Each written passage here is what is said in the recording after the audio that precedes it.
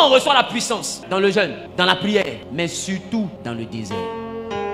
Moïse a fait sortir le peuple d'Israël avec la puissance. Mais c'est où il a croisé la puissance? Dans le désert. Il était en train de promener le troupeau dans le désert. C'est là-bas qu'il a rencontré la puissance. Jésus, pour rencontrer la puissance et être rempli de cette puissance, il a été conduit encore dans le désert. Élie était un homme qui était dans les rochers, dans les grottes, dans des endroits bizarres, désertiques. Jean-Baptiste vient à la puissance d'Élie. Lui aussi se retrouve dans le désert. Et je suis une voix qui crie dans le désert. Maintenant, toi, tu veux la puissance. Tu fais quoi dans la ville? La puissance se reçoit dans le désert. C'est pourquoi quand tu acceptes le Seigneur, la première chose qui se passe, on t'abandonne. Tout devient dur, tout devient sec. Le désert commence à se présenter à toi. Pourquoi? Parce que le Saint-Esprit décide de descendre. Or, quand il décide de descendre, la Bible dit qu'au moment où lui bouge, tout est informe et vide. Le théologien dit, il y a le chaos. Le chaos, c'est le désordre. Le chaos, c'est la ruine. La ruine totale est là. Non, pour que le Saint-Esprit commence, tout doit être ruiné autour de toi. Alors il gâte tout. Celui qui t'aidait avant ne t'aide plus. Ton travail, tu le perds. Ta santé, tu la perds. Tout est mélangé. Et dans le chaos, il descend maintenant. Dans le chaos, il descend maintenant. Oh, quelqu'un n'a pas dit amen, ça me dérange.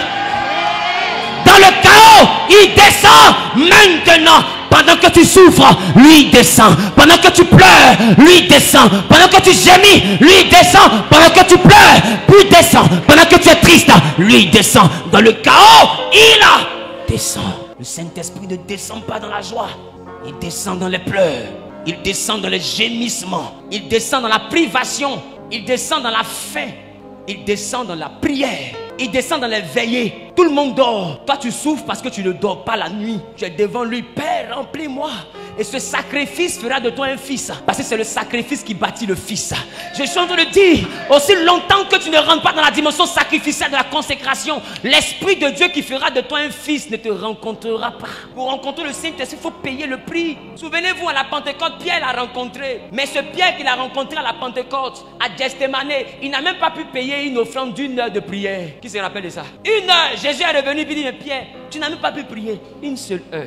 Mais quand Pierre est rentré dans la chambre haute, 40 jours après la résurrection, le Seigneur Jésus monte. 10 jours après, le Saint-Esprit descend. Mais quand le Seigneur monte, la Bible dit que Pierre et les disciples se sont enfermés dans la chambre haute. Et ils ont commencé à prier. L'homme qui n'avait pas pu prier pendant 1 heure a prié pendant 10 jours.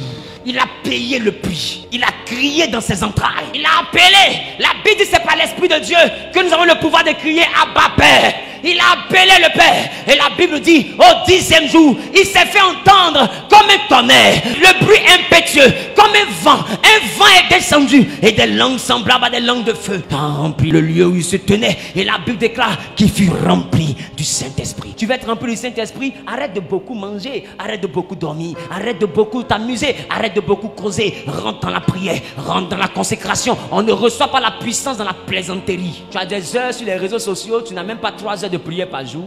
Tu ne peux pas rencontrer le Saint-Esprit. Les disciples l'ont rencontré après 10 jours de prière.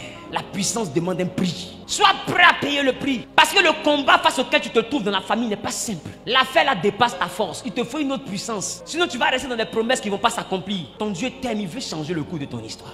Écoute, c'est dans le désert qu'on rencontre le Saint-Esprit. C'est pourquoi aujourd'hui les chrétiens n'ont plus le message du désert. On ne prêche plus le preux. Et malheureusement, nous prédicateurs, on prêche que l'abondance. Tu seras élevé. Non, les chrétiens ne comprennent plus l'importance du désert. Or, c'est dans le désert que Dieu bâtit. On a oublié, nous prédicateurs, qui avons des voitures aujourd'hui, qu'avant d'avoir des voitures, on a marché. Avant d'avoir des voitures, on a transpiré. Des fois, on n'avait même pas l'argent pour manger le soir. Des fois, on n'avait même pas de quoi payer tam-tam. On a oublié ces jours-là. Or, ces jours étaient les jours du désert. Et c'est dans ce désert-là qui nous a remplis. C'est là-bas qui nous a équipés. Dans le couloir où personne ne nous entendait, où personne ne savait qu'on existait. C'est là-bas qui nous a bâtis. Et aujourd'hui, tout le monde nous voit. On dit non, voici un grand pasteur. Il est grand parce qu'il a vécu un désert. Il est grand parce qu'il a traversé une vallée. Il est grand parce qu'il a passé par la vallée de l'homme de la mort. Il y a un parcours avant de devenir quelqu'un. On est quelqu'un parce qu'on est passé quelque part. On est témoin parce qu'on a une histoire. Tu ne peux pas avoir le Saint-Esprit si tu n'as pas une histoire à raconter. Il dit, vous serez mes témoins. Un témoin a quelque chose à raconter. Et pour t'envoyer avoir quelque chose à raconter, il faut qu'il te donne une histoire qu'on peut écouter. C'est pourquoi avant de donner ta gloire, il te met dans une souffrance où quand tu seras élevé, quand tu vas expliquer ton histoire, même le plus sauvage de ta famille, il va s'asseoir. Il va dire, vrai, j'étais là quand ça a commencé. D'amusement là. La petite fille à son affaire de Dieu, la prenait ça au sérieux. Parce que devant nous ici, elle a commencé pétec.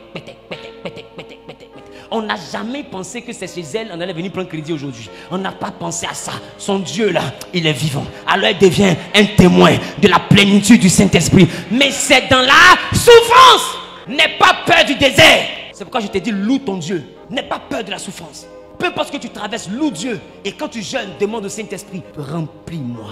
Je sais que tu me fais souffrir, pas pour que je souffre, mais pour que je sois rempli. Non, dis-moi, quel plaisir Dieu a à te voir souffrir. Des gens même adorent des génies dans des eaux usées et ils ont des belles voitures. Quelle satisfaction Dieu a à te voir pleurer. Tu n'as même pas payé ton loyer. Quel bonheur lui là. Faut pas penser que Dieu est heureux, il n'est pas heureux. Mais il te fait passer par là parce qu'il dit, achetez de l'or qui a été éprouvé par le feu. C'est-à-dire qu'aussi longtemps que Dieu ne te fait pas passer par le feu, il ne fait pas de toi de l'or pur. Il veut faire de toi de l'or que tout le monde a contemplé.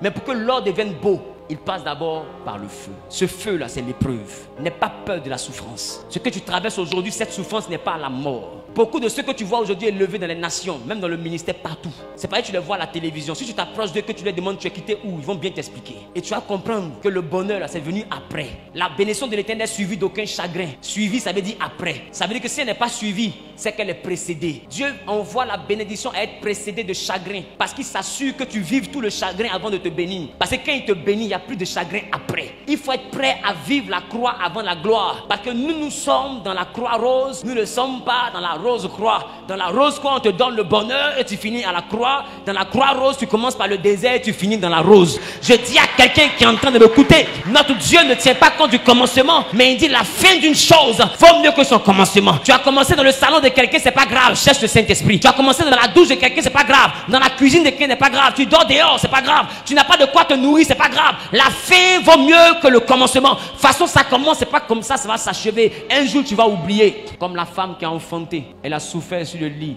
mais à peine l'enfant est né, elle a oublié les douleurs de l'enfantement. C'est comme ça, quand le témoignage arrive, tu le racontes en riant. Mais ce qui est bizarre, ce témoignage-là, tu le traverses en pleurant. C'est quand on le raconte qu'on rit. Sinon, quand on le traverse là, on pleure. Quand tu dis aux gens, moi l'avant, j'étais assis qu'aujourd'hui, j'avais faim, je ne mangeais pas. Dis-moi, est-ce qu'à ce moment-là, tu riais? Mais quand tu dis j'avais, c'est vrai, aujourd'hui, tu manges bien. Mais pendant que tu manges, quand tu racontes ça, ça te fait rire ou pas? Quand tu vois que ta voiture est garée dehors, tu dis, il y en a souffert. Tu ris.